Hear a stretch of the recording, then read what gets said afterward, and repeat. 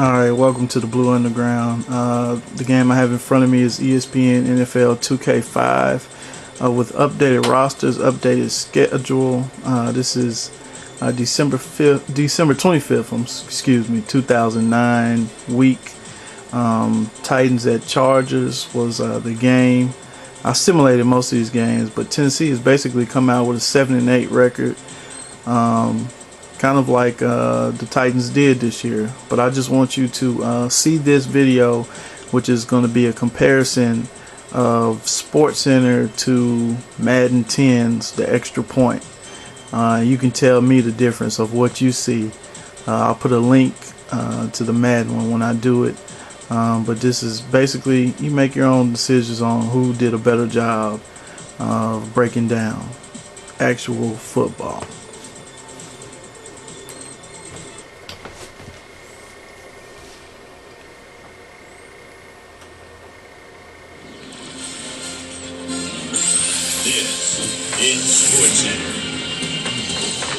I'm Chris Berman. Well, let's get straight to the action.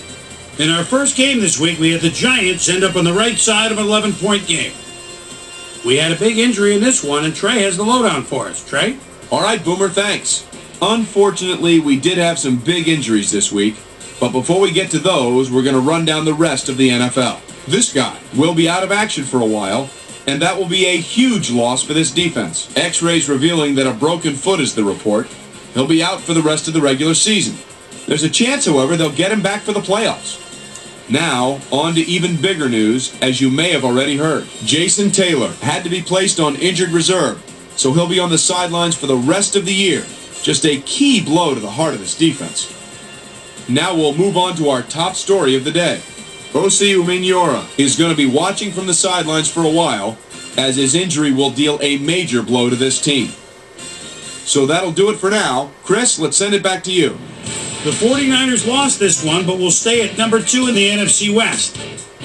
Ryan Westbrook had a stellar game, but all said and done, his performance wasn't enough to lift his team to a victory.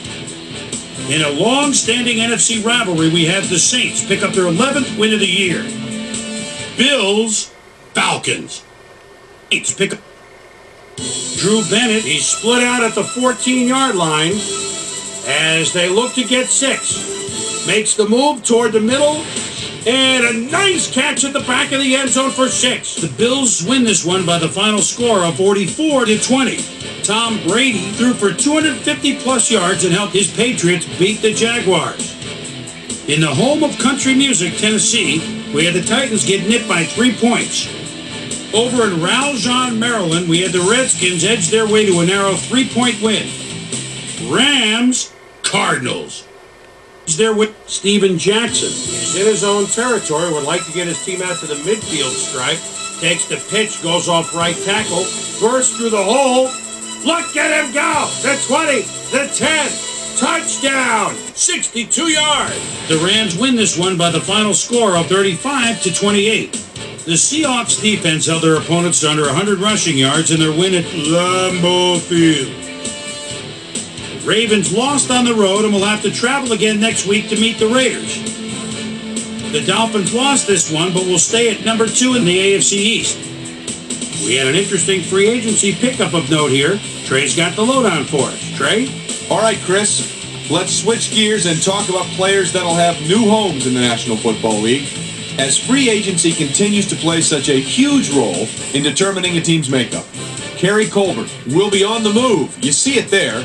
He'll be getting a nice little payday, too. 2 years, $4.1 million. Will Demps will also have a new address for a while as he signs a 4-year contract with the Chiefs. Jets, Colts. As number 83 is so dangerous inside the red zone. And call signals at the 5. And there it is, a quick post, a slant touchdown. The Jets go on to win this by the final score of 38-31. Medu Williams stepped it up this week and gave his team some added firepower for the win. Jeff Garcia went to the air for over 400 yards and helped his Raiders beat the Browns. And last but not least, we had the Chiefs come away victorious. So let's change things up a bit and turn to a guy that's had his eye on the college game, and that's our own Mel Kiper Jr. He joins us now. Mel, your work never ends, I know. Believe me, I know better than anybody else. But it's never too early to start thinking about next year's draft, is it? Well, you're absolutely right. And with the college bowl season upon us, a lot of guys view their upcoming bowl game as more or less an open audition for NFL scouts everywhere. Player is someone I think of right away when I think of the best prospects in college football. 5'11", 220, out of Tennessee State. And this is someone that I've had my eye on for a while now. He's one of the best hitters in the draft and also possesses great football knowledge, the kind of which it's often hard to teach. He's a natural back there.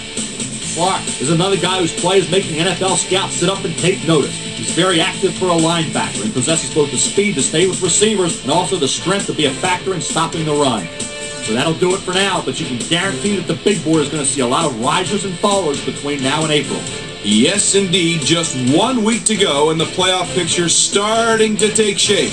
But still some areas that'll need to be cleared up next weekend. We'll start with a look at the AFC playoff picture. Meanwhile, over in the NFC, the playoff picture looks like this.